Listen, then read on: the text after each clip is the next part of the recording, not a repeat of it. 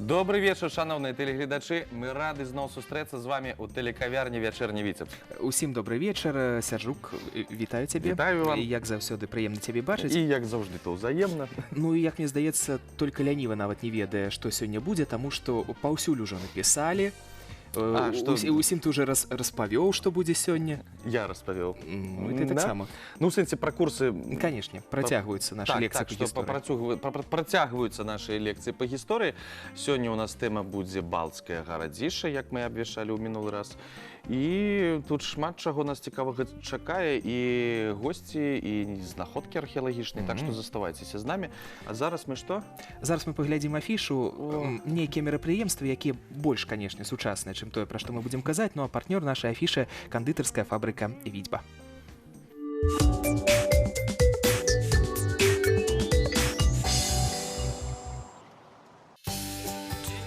Эту компанию знает каждый белорус. Более 150 наименований продукции, более 25 лет работы на рынке, более 10 стран, где живут наши потребители и заслуженная победа в конкурсе «Выбор года 2017» в номинации «Вафельные изделия» номер 1. «Витьба» сделано с любовью.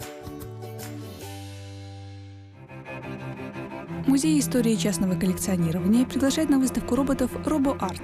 Зрители ожидают футуристические модели роботов, оружия, автомобилей и космической техники, выполненных в виде дизайнерских произведений ручной работы.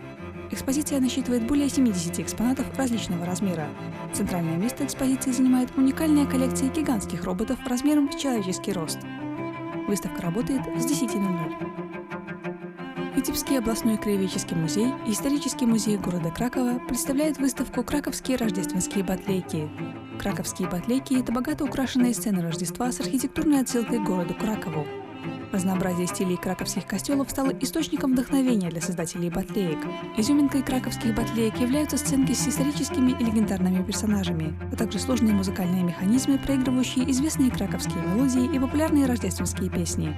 Выставка работает с 10:00. Центр современного искусства представляет выставку живописи Олега Прусова «Месяц Ай». В современной истории витебского искусства сложно найти более яркую фигуру, чей талант раскрылся сразу в живописи, графике, поэзии и прозе. Картины молодого художника иносказательные.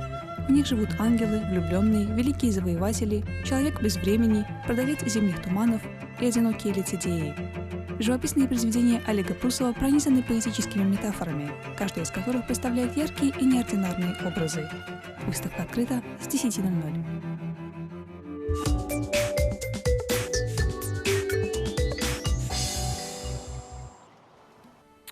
Яшчэ раз добрый вечар, шановныя тэлегледачы.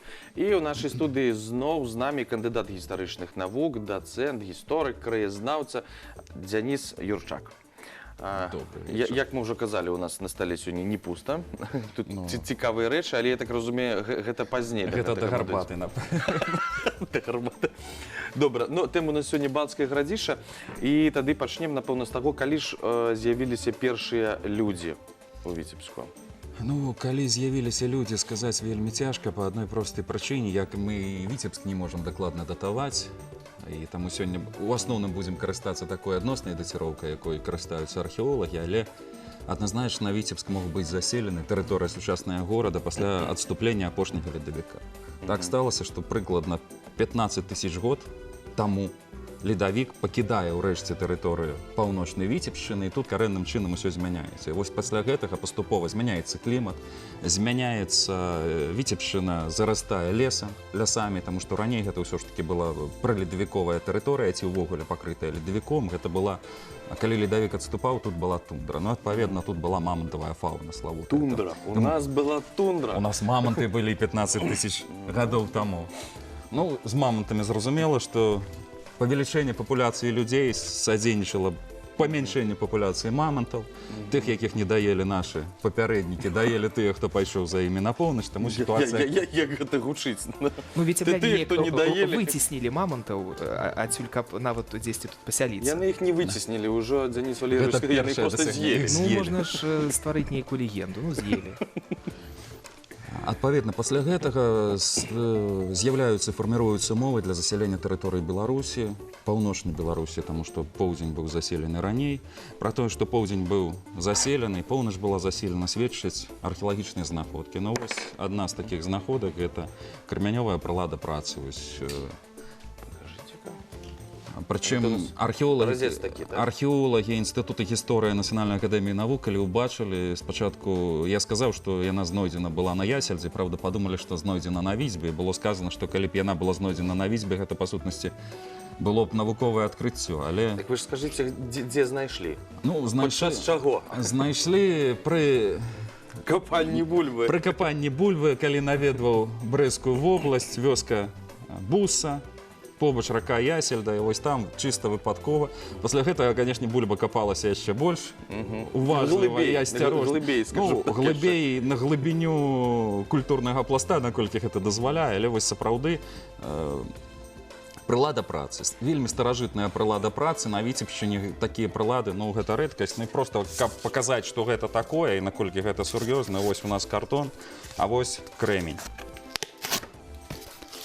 Просто можна бачыць, што разразае вельмі добра. Ну, конечно, чалавек са зброяй у руках. Са зброяй у руках рэзалі не паперу, не картон, гэтым рэзалі скуры, ў першую чаргу, але скуры мы рэзаць не будзем, таму што калі мы гэта зробім, нас перадрукуе інтэрнэт-версію не толькі Тутбая. Разумееш, вам трэба асцярожней быць з пытаннямі, таму што... Мне здаецца, трэба быць асцярожна, калі што-небудзь знаходзіш у зямлі, таму што для мяне гэта, ну, камень, я не вельмі магу адрозніваць гэта ад прылады працы. А вось спецыяліст нават адразу ўбачыў, што гэта... Ну, тут добра бачныя сколы, бачна, што гэты камень апрацоўваўся. Гэта не проста прыродны крэмень, які у нас часам можна знайсці, таму вось такая зараз старажытная прылада працы знаходіцца ў калекцыі кафедры гісторыі Беларусі. Я ведаю, каго я запрашу капаць бульбу урачыста.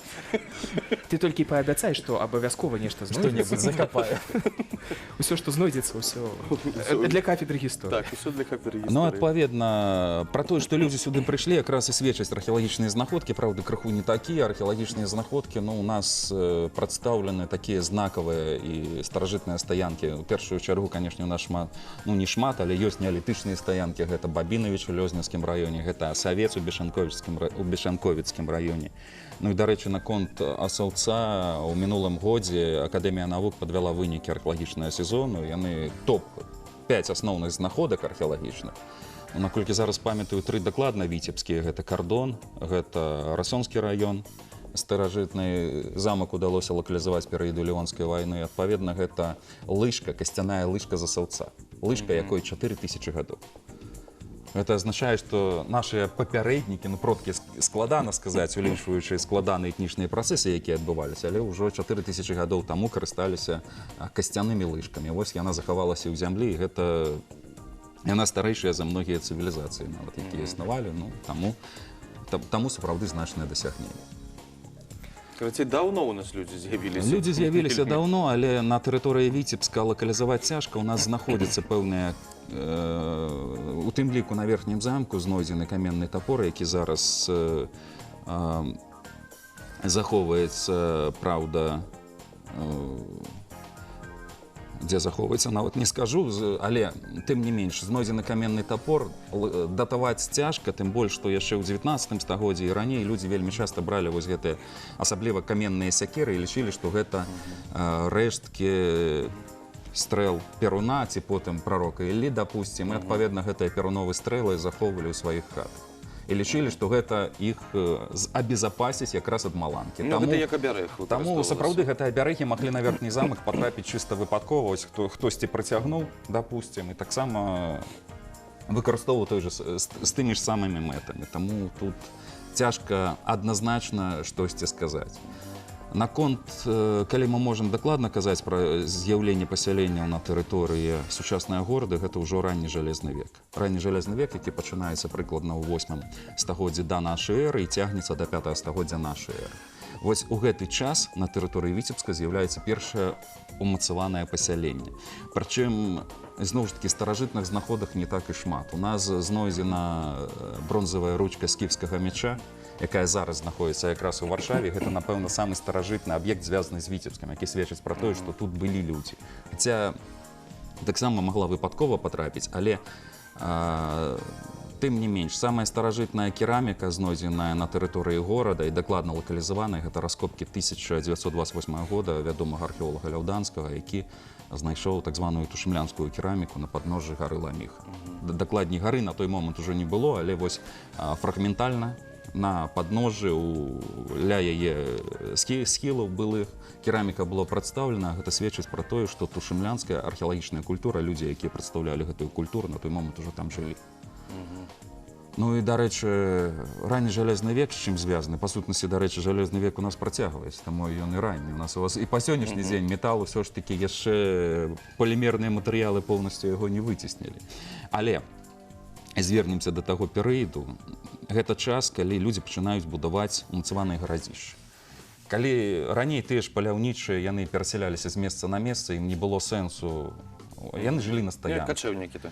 Потым сітуацыя змянілася, з'яўляюцца неўмацаваныя больш сталыя пасяленні з улікам таго, што людзі пачынаюць займацца сельскай гаспадаркай, пачынаюць вытворчасцю займацца сельскагаспадарчых культур.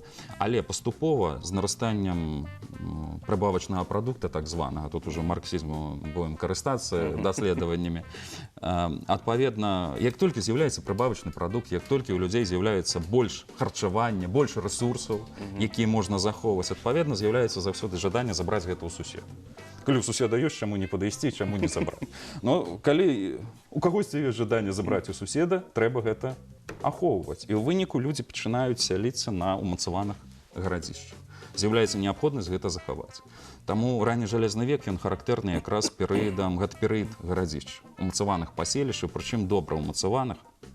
І вось якраз пра існаванне такога гарадзішча на тэрыторыі сучаснага Віцебска мы можам адназначна казаць. Гэта была гара Ламіха. Гара, якой, на вялікі жаль, зараз у цэнтры горада няма.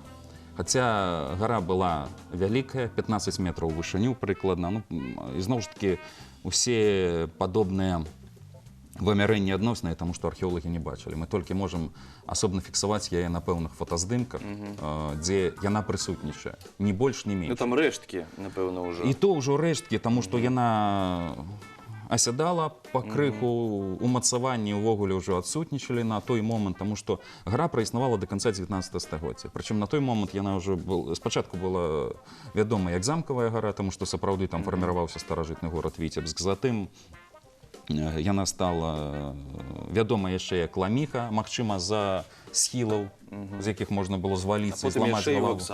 А потым яшчэ і вакзал гара. А давайте акрэслім, дзе гэта тэрытарыяльна зараз, каб усе разумелі. Зараз тэрытарыяльна гэта будынак Віцебскага гарадскога выканаўчага камітэта і мастацкага музея. Мастацкі музей. Ну, за мастацкім музеем адразу, можа, якраз выведзем зараз фотаздымкі на экран. Яна, здаецца, яшчэ заходзіла часткай як універмаг, так? Ну, да універмагу бліжэй была. Выведзем, вось, бачым план 18 стагоддзя, і вось якраз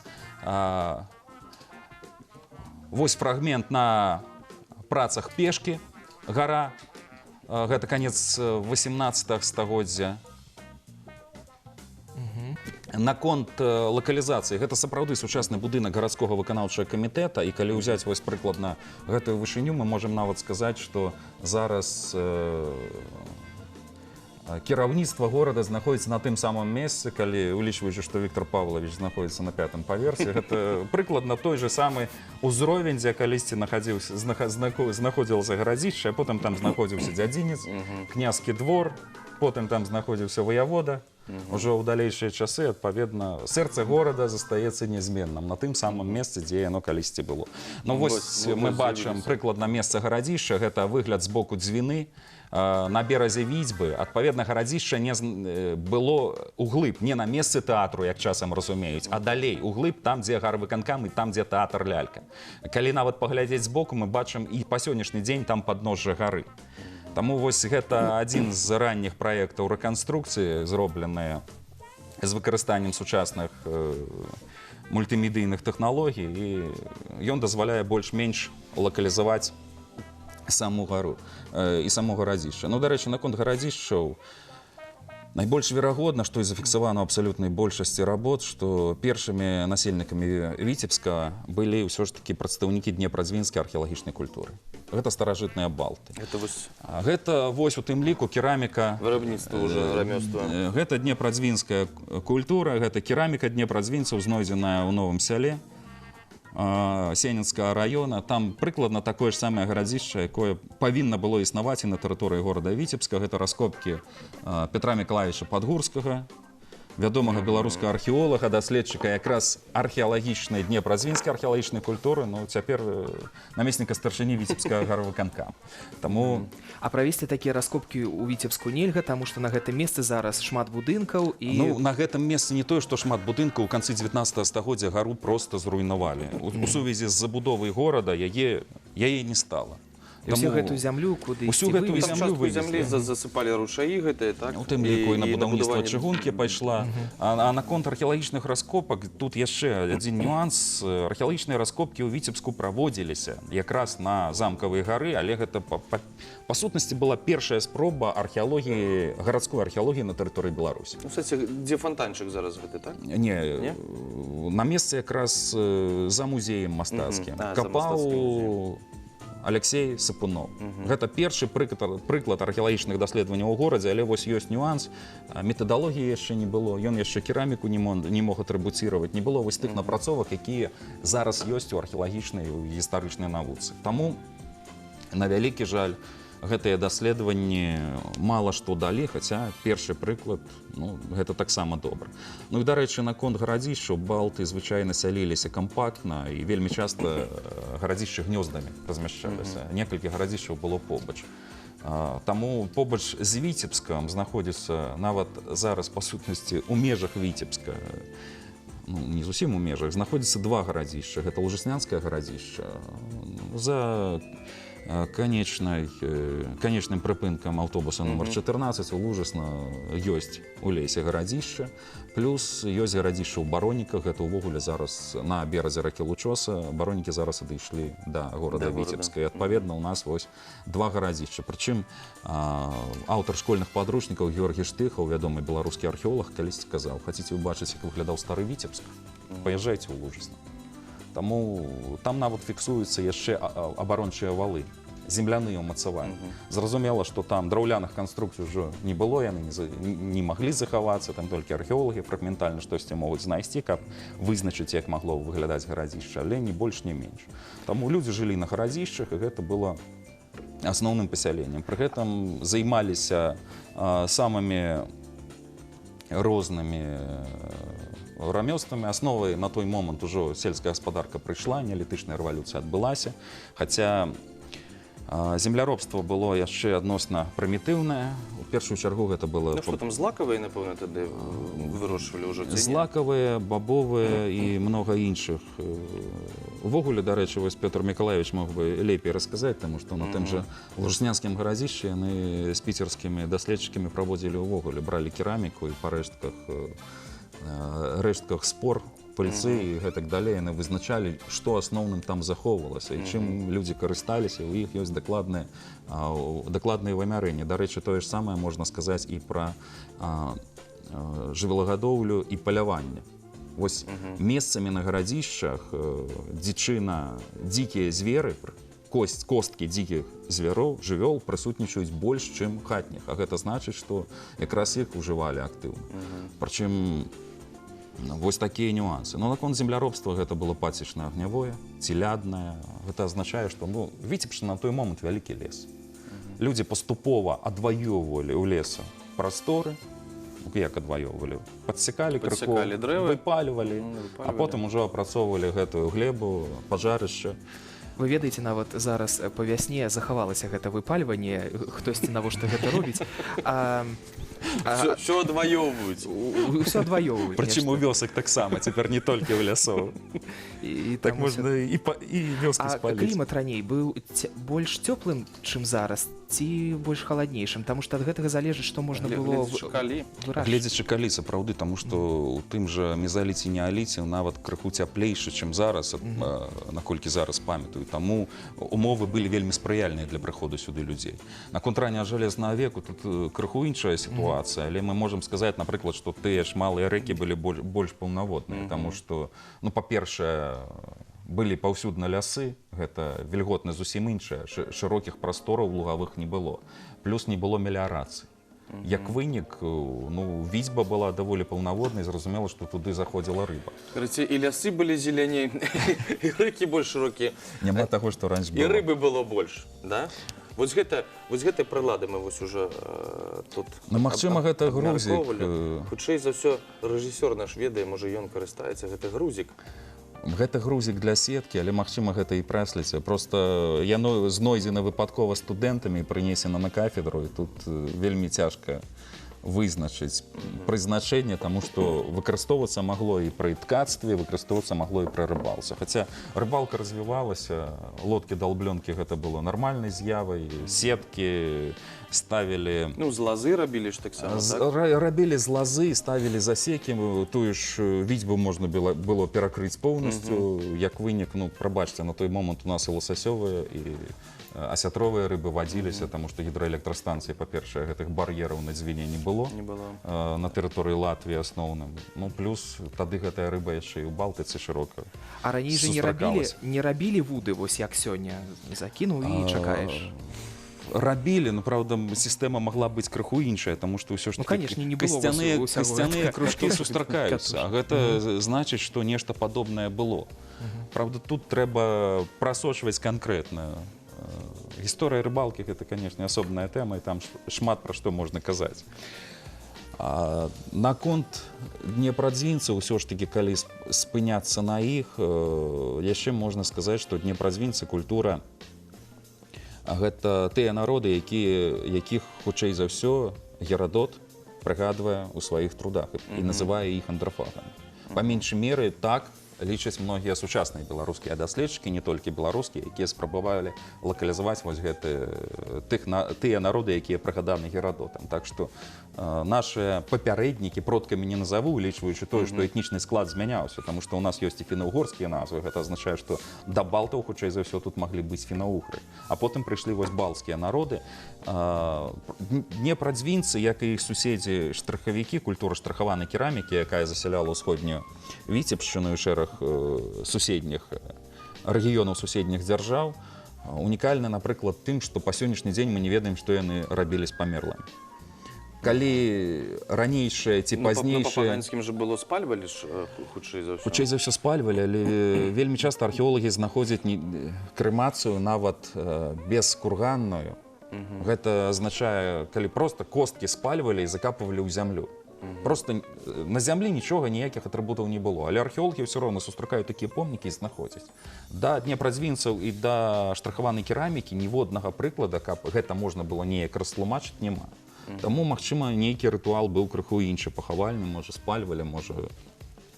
Як потым у летапісах прыгадваецца на слупах уздоўж дарог, хто яго ведае. У выніку гэтага сапраўды помніку пахавання не зафіксавана. Не для днепрадзвінцаў, не для культуры штрахаванай керамікі. Гэта ўся паўночная Беларусь, па сутнасці. А капішчы захаваліся дзе-небудзь у Віцебску? Ну, вось гэты, который як на Владарскага, ехаць капішчы гэта ці не, вось гэты валун? Ну, па-першае, гэта не капішчы, гэта... Дакладна. Верагодна, гэта ахвярны камень, але археолагі, калі іх пытаеш, многія кажуць, што ўсё ж такі гэта, ну, не містыфікацыя, магчыма, проста камень збіраліся раскалоць, адпаведна, набілі гэтыя... Насечку зрабілі. Насечкі, канавы, каб ён проста раскалоўся якраз на роўнай частцы. Але там патрэбны даследаванні. Вельмі сур'ёзныя даследаванні, каб дакладна вызначыць, што гэта такое. Ну, наконт капішчаў, капішчы ў нас не захаваліся, каб адназначна так сказаць.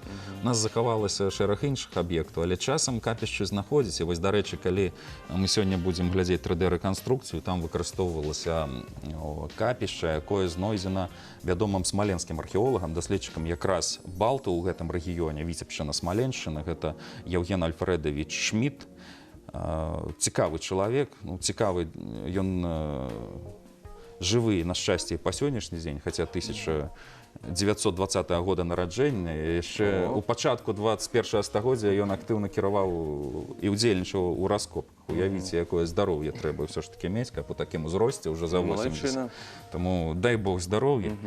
Але ён знайшоў адно з капішчаў якраз ці свяцілішчаў тушамлянскай археалагічнай культуры. Гэта тая культура, якая, магчыма, хутчэй за ўсё змяняе днепрадзвінцаў. Праўда, там шмат спрэчных момантаў, але ўсё роўна якраз кераміка гэтай культуры ў нас знойдзена і захоўваецца зараз у Інстытуце гісторыі Нацыянальнай акадэміі навук. Таму мы можам смела казаць, што балты тут былі толькі на аснове гэтых знаходак. А далей ужо выбудоўваць пэўныя гіпотэзы. Так вось ён знайшоў прыкладна, як выглядала капішча, вызначыў, што гэта было, ці свяцілішча ўсё ж такі будзем, напэўна, так казаць, і прычым яно знаходзілася на гарадзішчы. І калі рабілі 3D-рэканструкцыю, нічога лепшага не прыдумалі, як узяць проста напрацоўкі Шміта і выкарыстаць. Ну, ён не проста раскапаў, ён намаляваў, уявіў, як гэта магло выглядаць, і, в прынцыпе, падобнасць культур, тым больш, што гэта адна археалагічная культура. У выніку вось прыйшлі да таго, што хутчэй за ўсё гэта адзін. Прыкладна тое ж было і тут. Хаця гарадзішча, капішча магло быць у іншым месцы, нездарма у нас у Віцебску Успенская гара вельмі часта, па меншай меры зараз у навуковай літаратуры, асабліва археолагі гэта часта выкарыстоўваюць, называюць лысай гарой. Таму верагодна, што капішча магло знаходзіцца і там, хаця яно там магло аказацца ў пазнейшыя часы, калі горад пачаў разрастацца. Калі сюды прыйшлі тыя ж славяне, калі тут ужо крывічэ селі, калі былі неўмацаваныя пасяленні вакол умацаванага былога гарадзішча. Проста горад разросся, адпаведна, ўзнікла неабходнасць у новым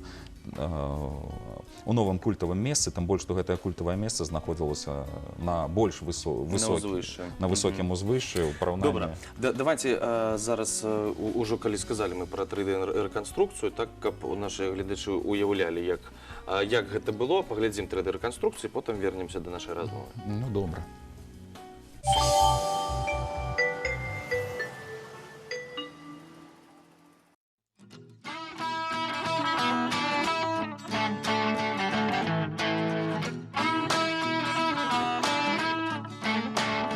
А вы мечтали когда-нибудь взять и полететь?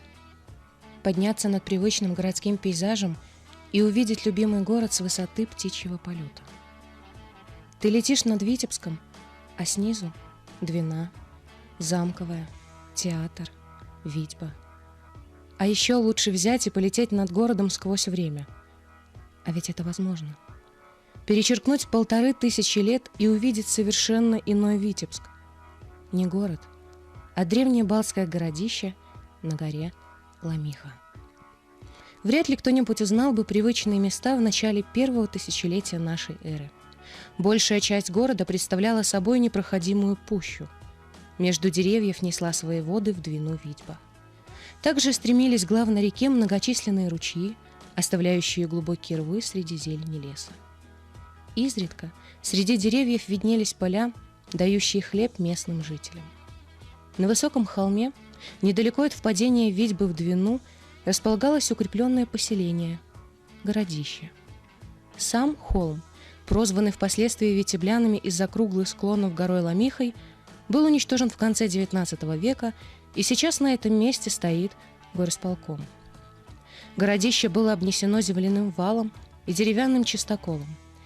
Учитывая, что местные жители еще не знали пилы и железных лопат, строительство таких укреплений давалось нелегко. В случае опасности ворота городища закрывались, а мужчины-воины готовились встретить неприятеля. Война для балтов и их соседей была обычным делом, поэтому оружие у мужчин было практически всегда с собой. Жили древние балты в небольших квадратных или прямоугольных хижинах столбовой конструкции. Такое жилище держалось на столбах, размещенных по углам и вдоль стен. Пространство между столбами заполнялось вертикально положенными бревнами или плетнем из жердей. Сверху стены обмазывались глиной, что позволяло сохранить тепло. Крыши накрывались плотно уложенной соломой. Посередине хижины располагался очаг, который служил для обогрева и приготовления пищи. Вокруг очага размещалась домашняя утварь и спальные места хозяев. Занимались древние жители Витебска скотоводством и земледелием. На полях близ городища выращивались злаковые культуры, которые жали металлическими серпами, а затем превращали в муку на каменных зернотерках. Зерно хранили в хозяйственных ямах, располагавшихся около жилищ. Животные также паслись недалеко, а во время опасности и зимой они размещались в городище, причем в самые лютые холода в хижинах хозяев. Практически в каждой хижине располагался ткацкий станок, позволяющий обеспечить древних витеблян тканой одеждой. Работа на нем была уделом женщин. Господствующей религией в ту пору было язычество. Прямо на городище либо близ него располагался основной культовый объект – капище. Здесь можно было увидеть внушающие ужас деревянные идолы, обильно политые кровью каменные жертвенники и посвященные многочисленным богам и духам жертвенные костры. Язычники считали, что боги и духи окружают их везде и всегда. Поэтому они так боялись чужих лесов и болот, где жили далеко не дружелюбные духи и демоны. Ошибались ли они?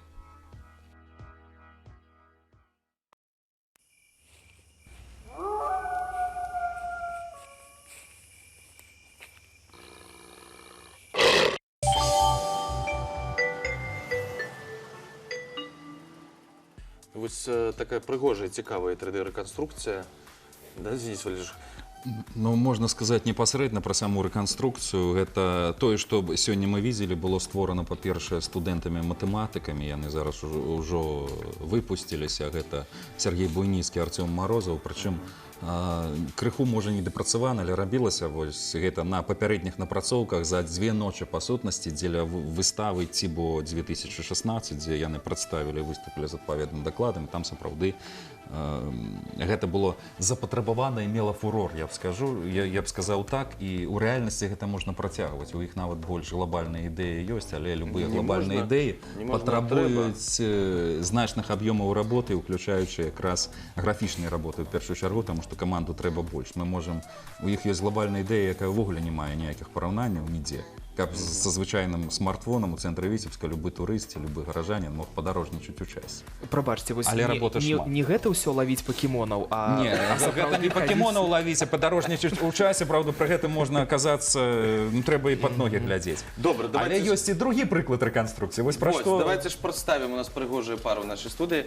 Гэта удзельнікі народнага калектыва клуб гістарычнай рэканструкцыі «Варгенторан», гарадскога цэнтра культуры Віцебск, Яўген і Вольга Яленскі. Так, добрый вечер. День. Прыгажуны просто. Я яшчэ хочацца вельмі дакрануцца. Дзе набыць гэтую Дзе вопратку? набыць? У Івана адразу, дзе набыць? Дзе набыць? На Смоленскім, на Полацкім такога няма. Дзе? Ну, все, что на нас одето, это все сделано нашими руками. Делали мы сами. Вот. І кожны сам для сябе. Ну, что-то друг другу помогали делать. Ну, в основном все сами. Ну, Да. патлумачце, у якім нават стагоддзі вы вось зараз прыкладна? Наши костюмы – это реконструкция костюмов конца 10-го, начала 11 века, примерно нашей территории, то есть это Витебской области. Вот. Это на мне костюм племя Селы, это относится к балтам. Вот. То есть конкретно это практически полностью все взято. Был такой, не было, есть могильник Лес-Допелес. Вот. Это практически все взято оттуда, там, можно сказать, даже из нескольких погребений. Вот. Патлумачце. Не гэта. Все, я Ну, в зразумеў. смысле, что информация для того, чтобы сделать реконструкцию этого костюма, была... Тому што добра захавалася. Археологи знаходзяць рэчы асобна, і потым на аснове іх могуць вось сабраць мазаіку, а з гэтай мазаікі потым Вы мне рэканструкторы тлумачце, калі аднаўлялі ласка. Я ўсё разумею, вось як мне кажуць. І яшчэ можна сказаць, адразу звярнуць увагу на тое, што мы казалі сёння пра больш ранні перыяд, але перыяд сярэднявечча і перыяд ранняга жалезнага веку, ну гэта не як зараз, калі у нас кожны год новая мода. Не так усё развівалася, таму мода вельмі доўга стагоддзямі асабліва не змянялася. Адзін раз і на ўсё Хіпстарам было жыццё. сумна. Адзін раз і на ўсё жыццё. Таму на прыкладзе больш пазнейшых балтаў мы проста можам уявіць, як выглядалі хутчэй за ўсё, людзі тушамлянскай археалагічнай культуры і днепразвінскай археалагічнай культуры, якія якраз засялялі сучасны Віцебск і тэрыторыю вакол горада. Таму вось, можа, тады па асобных частках элементаў адзення. Так, патлумачце, калі ласка, элементы, что, Ну, где? костюм состоит, в принципе, как и на тот период, практически все люди, которые были где-то здесь поблизости, что славяне, что скандинавы, то есть вещи примерно у всех одинаковые, отличаются орнаментацией, отличаются украшением. Вот. Все начинается шапка, она валеная, то есть технология та же самая, что и делают валенки, только это шапка, и на самом деле это очень много где использовалось. Вот. Меховая опушка, ну и вот бронзовые пронизки, украшения, пружинки. Вот балты это очень любили, они очень часто использовали их. Ну, вот. І нават ведалі, як рабіць пружынкі ў тыя гады. Ну, Там на самом деле все просто, там надо проволочку. не, на гэта что-то я уже намотать, веду, и не всё. тлумачце. Они, Просил тлумачить тебе все. вот эти пружинки использовали очень часто, очень много, и вот тут дальше будет женский костюм, вы увидите, что они очень сильно использовали эти пружинки. Ну, вот. І што яшчэ на вас? Дальше это, ну, опять же, нижняя рубашка, кафтан, вот, штаны, гетры, тапки, ну, кожаная обувь. Пояс, это называется скромосакс, длинный ножик, это вспомогательное оружие, но, опять же... А он там есть? Да, конечно. Есть? Ну, можно. Конечно. Боже мой, у нас сегодня... Обороняемся. Да, то есть все хорошо, все прекрасно. Ну вот. Но это, опять же, это статусная вещь. Еще хотел сказать, что костюмы, которые мы делаем, это не бедных людей. То есть это достаточно состоятельные и богатые люди. Вот. Это какие-то купцы. Ну, купец-воин, по сути, одно и то же на тот Але период было. зброю усе насілі, так? Ва ўсіх было. Ну, мужчыны, зразумела. Конечно. Багаты, не багаты, гэта ўжо... Ну, если ты... Калі есть што обычно, што да. абараняць, Бедный вот с таким ростом. вось ты з разцом, калі ласка. Вот. Так, ну тут усё зразумела. То есть, Так. опять же, ножик. Есть А можно ножик еще поглядеть? О, обычный хозяйственный ножик. Ну, вот. Толькі не бяры сяджуку руку, таму што адбіткі застануцца. Про ножик такая маленькая штучка. Ножи носили все свободные люди. В тот период у нас было рабство. Оно не было таким, как в Древнем Египте. Оно представляло немножко другое, но любой свободный человек обязательно носил на себе нож. Это, опять же, статусная вещь. Если нет ножа, значит, ты кому-то принадлежишь. Трэба мне купіць сабе нож. Давайте поразмаўляем, таксама распавядзіце нам женскі. пра ваш, Да. што на вас. На мне тоже костюм конца X века, жителей нашей Витебской области, племя у меня Ладгалы. Вот. Ну, на мне одето наплечное покрывало, как такая верхняя одежда. Вот. Дальше, как и положено, нижнее платье, вот оно украшено тесемкой из домотканого льна, то есть этот лен ткался на станках, вот про которые рассказывали в вашей онлайн-реконструкции, ручками. Вот, значит, далее юбка женская, да, украшена тоже она бисером, вот по находке археологической были кусочки найдены, ткани с бисером, вот, соответственно, и реконструировали такую вот юбку. Далее иголочкой костяной связанные носочки, такие гетры, да, длинные. а вязали так само? Вот? Да, тоже так, как и положено. Все, я... Я про свои носки не рассказывал, потому что она их вязала просто. Да, вот, кожаная обувь, тоже такая она достаточно интересная, характерна только для балтов, вот она украшена такими бронзовыми пронизочками, такая же обувь находится в Даугавпилсе в музее. Вот, дальше из украшений, ну, такие, видите, у них были специфические крупные очень браслеты, которые закрепляли, да, платье на запястье. Обязательно платок, но с непокрытой головой никто не ходил. Такой вот венец, вайнага, тоже это характерно только для балтов. Далее Там гривна. шмат пружина. Да, вот, можете заметить, что много, она вся состоит из пружинок, и идет такой вот хвост, цепочка. Це так само, як зброя, слухайте. Ось цими бронзолетами можна і пружинкою залепить так нормально, и гитами, чтобы помахать. Вот, ну и вот хвост, да, он тоже украшен различными тут миниатюрными, ну, такими звенящими подвесочками. Далее это гривна. Тоже, ну, в принципе, это украшение. Это не то, что гривна есть, да, понятие, как, например, там у скандинавов, да, серебряные были гривны, которые там рубили на куски и расплачивались. Это, ну, все равно больше как украшение. И вот такая вот коромысла, тоже со звенящими подвесочками, тоже тут кучу пружинок на них. Адкажыце, калі ласка, не цяжка вось гэтыя усе ўпрыгожванні насіць? Нет, это годы тренировок, но так нет, не тяжко. Ну вось зручна ў гэтым В находиться? принципе, да, да, это все продумано. Тебе ж сказали, гэта багатыя людзі. Ім працаваць не трэба. Да. Яны апранули, походили, показалися и пошли додому. Все нормально. Вот, ну, пояс, как положено, тоже тут и тканый, и кожаный пояс. Как положено свободному человеку, тоже есть нож. Вот, тоже по нашему, кстати, и Витебскому нашему музею сделан. У музеі? Ну, у музеі ёсць тое, што знойдзена, а потым на аснове гэтага якраз можна робяцца сучасныя ўжо Вот, рэплікі. даже вот сережки, они тоже сделаны по находкам, по реконструкции на наш период. А ось яшчэ у Евгена сякера такая. Это тоже одна из статусных вещей. Это костяной топор.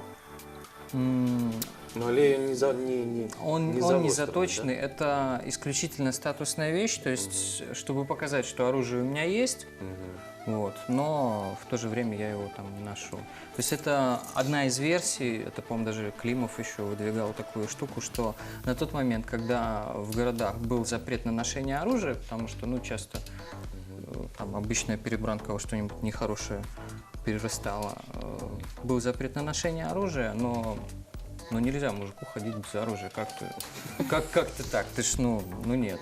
Вот, поэтому, ну, То есть, как-то зразумели, что-то заменялось. калі вы сустракаеце Евгена в горадзе, ён ніколі без зброі не ходзіць. Гэта для супрацоўнікаў. А ў тым, што датычыцца, ну, вось, знешняга выгляду, нават таго, што вось на твары, вусы, барада, вось, ці ведаем мы, не знаю, насілі, не насілі, ну, таму што зараз гэта модна, зараз усе носяць, ну, як усе. Ну, многие. честно, тут я не знаю, потому что в погребениях волосы не сохранились, да. Все Ну, зразумела. во всяком случае, это то, что я видел. А вось гэта яшчэ тут вось на грудях, это что ж? Это, Так, я опять же, увидел это у вас. фибула. Вот это мужская большая. Ну, опять же, балты отличаются тем, что у них много украшений, они массивные, они большие. Вот, там, допустим, вы обратили внимание на женские браслеты, они на самом деле маленькие и легкие. Они легенькие? Да, Да, они они, достаточно они ж легкие. просто, да, они выглядят такими, на самом деле они очень легенькие. А Мужские мелко, браслеты, они гораздо массивнее, гораздо больше. Ну, вот, и вот то же самое, как, ну, это не браслет, но это тоже ручное украшение на руку. Такие обмотки достаточно часто встречаются там практически в каждом мужском погребении. Вот. Ну и фибулы, да, они могут быть маленькие. У меня здесь рубашка застегнута маленькой фибулкой. Да, ну, у всех Вот, обязательно. Да, то есть, ну, а что-то А, побольше... это гутик таки? Да, но балты характеризуются тем, что Запонка у них не было пуговиц как таковых. Вот, то есть во всяком случае, на наш период, которым мы занимаемся, там до середины 11 века, у них пуговиц практически нету вообще. Они все, что могли, заказывали на фибулы, там, вплоть до того, что встречается погребение, в котором кафтан застегнут там на 7-8 фибул. То есть вот прям ряд такой идет. Вот. Но до пуговиц как-то еще не додумались. А вось кольцо, перстёнок у вас, гэта... Это тоже все оттуда. Очень... Але это уже не бронза. Нет, это не бронза, это да, серебро. Ну, вот, но, опять же, у них очень много колец. И как у мужчин, так и у женщин. Вот то погребение, которым я интересуюсь, и откуда я черпаю информацию, там у парня было где-то, по-моему, то ли 8, то ли 9 колец. А проба на гэтым срэбры стаяла там? Нет, Не было. там не было, тут стоит.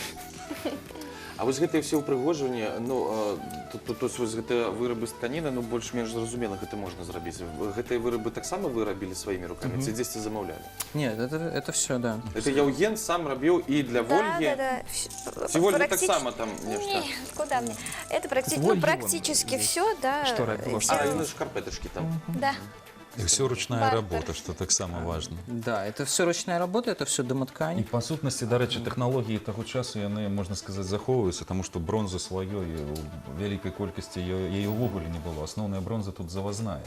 Таму усе рэчы, іх пераплаўлялі, сустракаюцца падчас раскопак глінянай тыглі, гэта па сутнасці невялічкі посуд, дзе расплаўлялі, з якіх у формы налівалі. Вось гэтая тэхналогія, яна даказана археалагічна, таму можна свабодна аднаўляць тое, што і робіцца.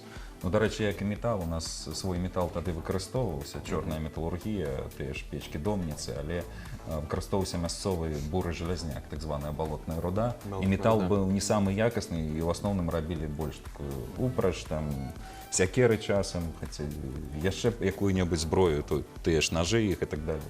Але ножи таксама ручная работа, вось поўная, можна сказаць, копія старажытных рэчаў. У чым асаблівасці якраз рэканструктараў? Яны не робяць падробак, яны робяць копію. Ну да, тут тоже можно посмотреть, то есть, это не просто пиленное там кусок железа, тут можно посмотреть, что это реально, это... Можна? Я тебе попередживал. Это слоистый пакет, вот, то есть...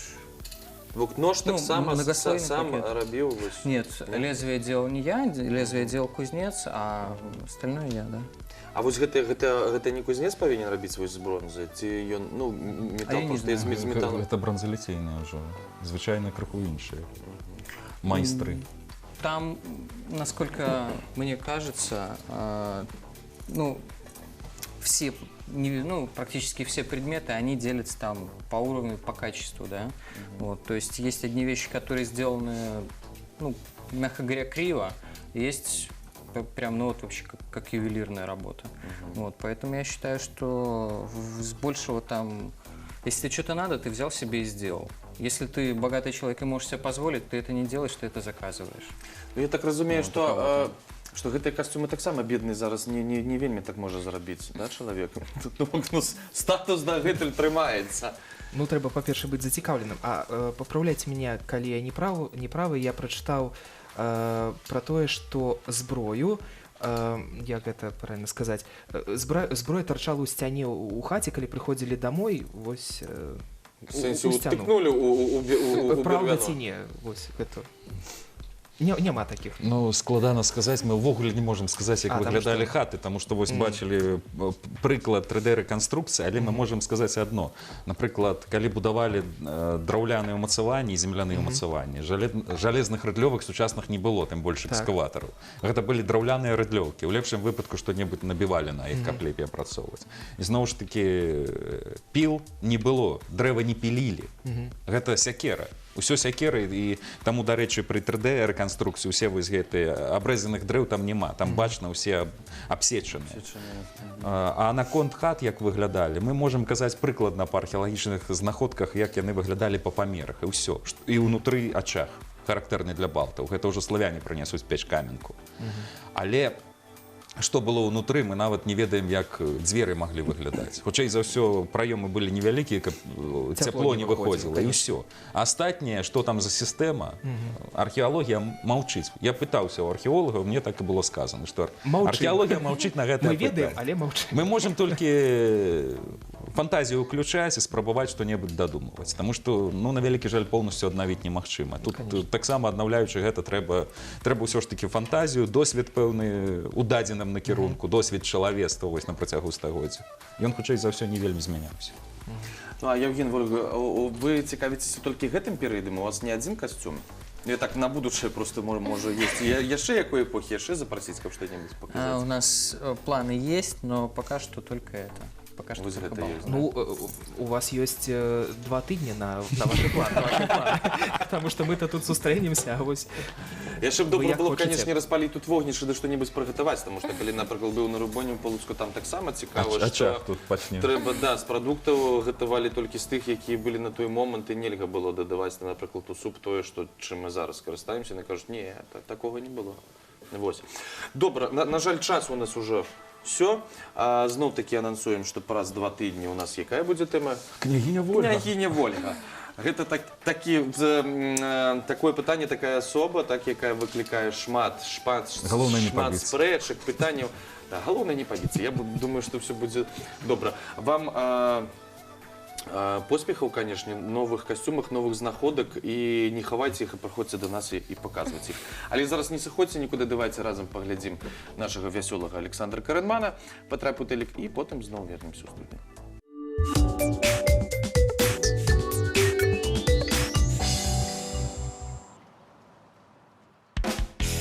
Всем привет, это «Попади в телек». Лежа на снегу, хотелось бы встать в первую очередь и узнать у жителей нашего города, а падали ли они этой зимой уже. Вот так, как я, что прям идешь себе по работе и бах, и все. Ладно, будем вставать, пойдемте узнаем.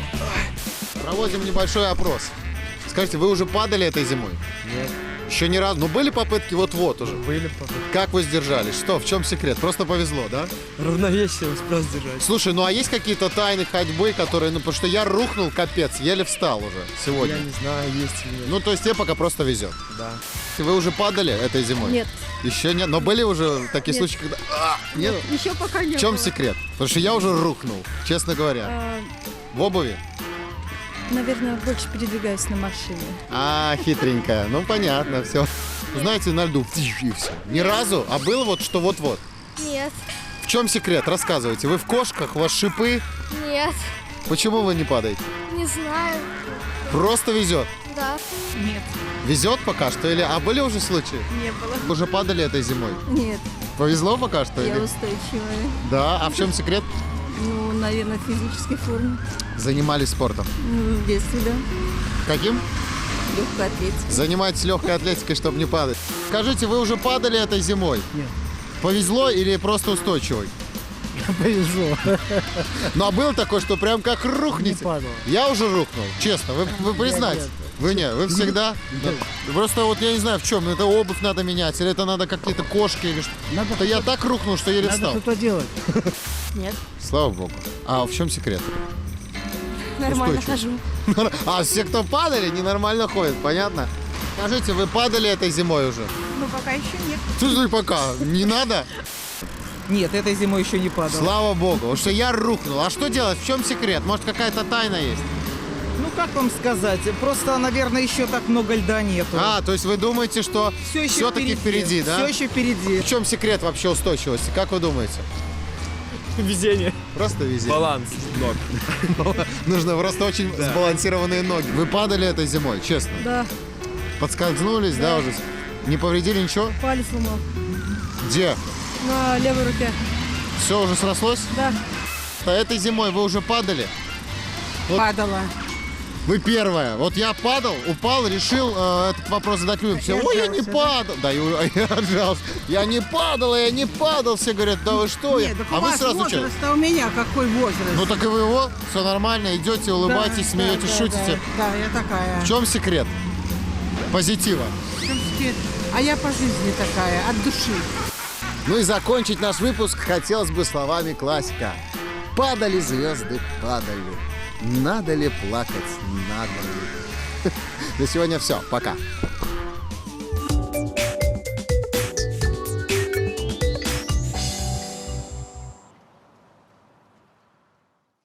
Ну вось Александра Карэнмана мы бачым кожны дзень, а курсы па гісторыі Віцебска ў нас адбываюцца Раз на 2 тыдні. Раз на 2 тыдні. Вось праз 2 тыдні пабачымся зноў з нашым лектарам. Так, а зараз для вас Паліна Сляпнёва, салістка узорнага вакальнага калектыву «Лада» і харэаграфічны калектыў «Вясёлая карусель» гарадскога цэнтра дадатковай адукацыі дзяцей і моладзі. Шчасця, здароўя, кахання. Пакуль.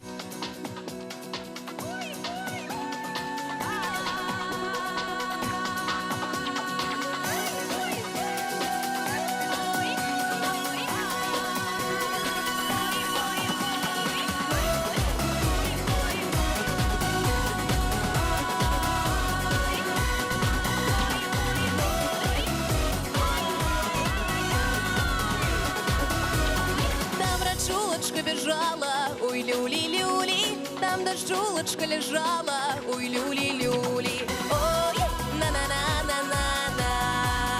Ой, на-на-на-на-на.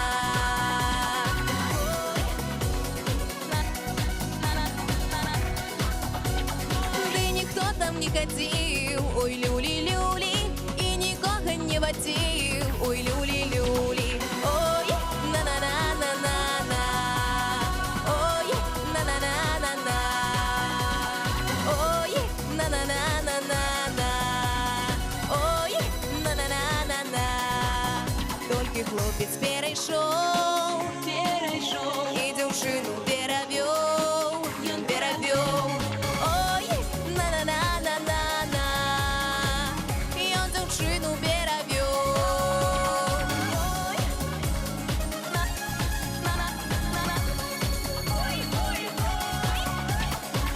Льюцца слёзы у дзяўчыны, ён не ведае прычыны. Ён дзяўчыну суцішае, пусты вочы ўцірае.